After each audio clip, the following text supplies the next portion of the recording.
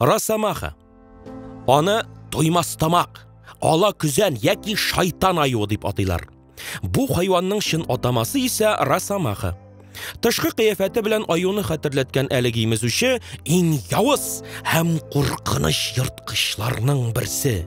Аның тәне 1 метр озынлыкта, авырлыгы 15-20 килограмм. Тәне озын, ул су үткәрми торган куе йон белән капланган. Росомаханы тайгада очратырга мөмкин. Ул ялгыз яши, төнге тормыш рәвеш алып бара. Росомаха 2 атна эчендә 250 километр ара үтәргә мөмкин. Бу хайван бик яхшы йөгерә, агачка үрмәли һәм шәп yüзә. Бармаклары арасында элпә булганга күрә, ул карда да батмый. Ә син беләсеңме, Росомаха шулкадәр чыдам. Ул кыр кәҗәсен, яшь пышыны куа-куа бөтенләй арытып бетерә, аннары хәлсезләнгән җәнлеккә һөҗүм итә. Аның очлы тешләре һәм үткен тырнаклары бик күпләр өчен куркыныч. Хәтта бүре, силәүсен кебек йырткычлар да Росомаханы урап узарга тырыша. Бу батыр йырткычның бердән-бер дошманы ул ак аю. Җәй көне Росомаха туклану рәвешен үзгәртә, күбрәк җиләк, төрле үсемлек тамырлары ашый башлый. Ана Росомаха 3, сирәгрәк 4 бала таба.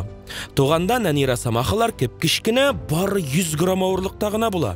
Аларның бу вакытта хәтта күзләре дә күрми. Әниләре аларга 2-3 ай буе туклыклы сөтен имезә. Аннары әкренләп авсырларына төшендерә.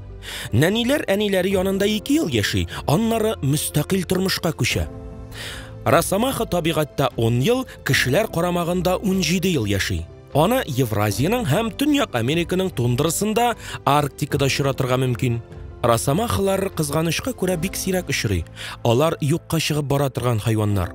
Шуңа күрә аларны аулау катгый тыела.